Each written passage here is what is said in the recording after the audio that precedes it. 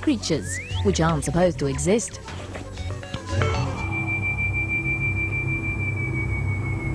In 1970, Don Willans led the reconnaissance for a British climb on Mount Annapurna. I was with Mike Thompson and 2 Sherpas. These are men who really understand the mountains, but take life very seriously.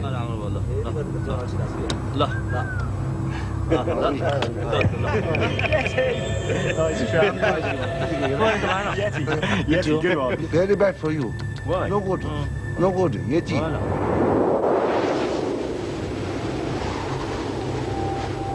We were moving through deep snow, and it was fairly exhausting.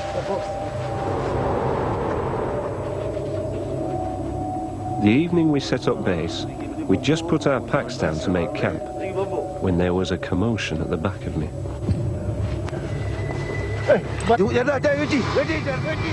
I turned round just in time to see something drop out of sight behind the ridge.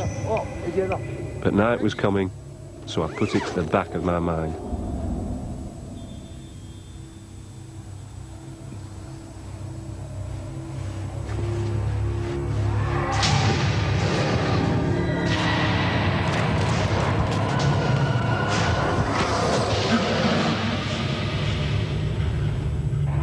I had to get up. I had this strange feeling that if this creature was still around, it would show itself. It was daylight practically. The moon was so bright, and I saw a dark patch in the shadows.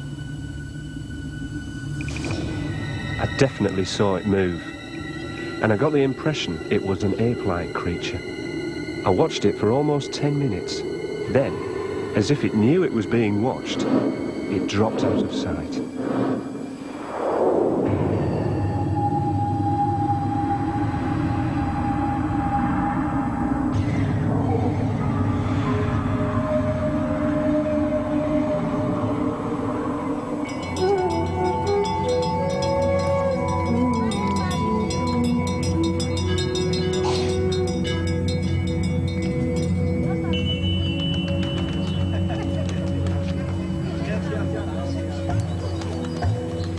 In the book, that is the book of known animals, there are just 4 great apes: gorillas, chimpanzees, orangutans and man.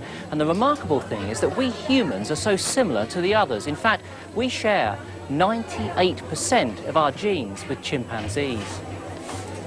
So maybe it's not too surprising that there are so many other legends of hominid primates in cultures all around the world. Stories of big hairy monsters, wild men, that sort of thing. But then why are these legends so common, and why do we like to believe in them? And at the end of the 20th century, could there really be a close living relative of ours out there in the wild, as yet unknown to science? I've come here to Nepal because probably the most famous of all those legends, that of the abominable snowman or the Yeti, is deeply ingrained in the culture here. And its popularity has spread ever since Western mountaineers first brought back tales of their encounters with these animals high in the Himalayas.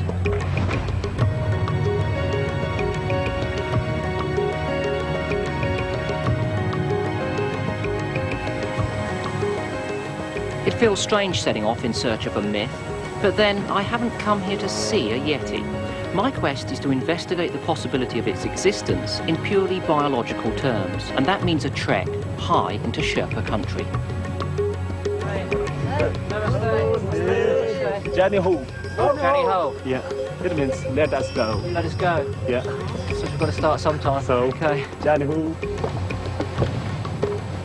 The culture here is so different. There's a real sense of spiritual harmony with nature and the landscape.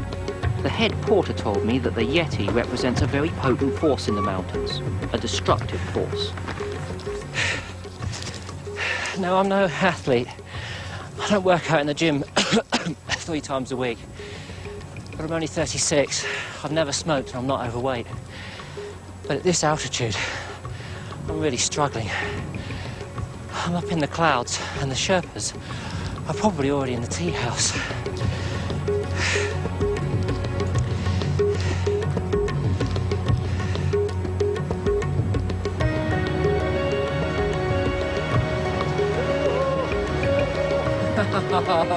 Yeah, very funny. Danny ho, Danny ho. By the time I'd reached Namche Bazaar at 13,000 feet, that's over 4,000 meters, I needed to stop and acclimatise. Lapka Norbu is one of the village elders, renowned for his wisdom. It was a perfect opportunity to find out how seriously the locals take the Yeti as an animal. So you think they're definitely a real animal? I think so. But it's a rare animal, but that's why it's very hard. Yeah. People believe there are two kinds of Yeti. One Yeti which is more rare, which mostly look for man.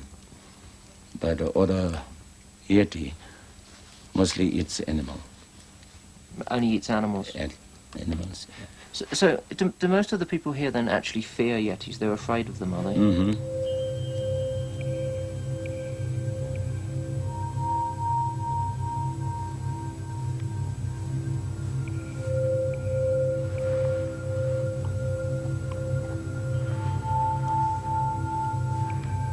Traditional Sherpa paintings are pictograms, two-dimensional maps of the fields, houses, even the number of yaks each family owns. As there are no roads up here, they show the routes between each place.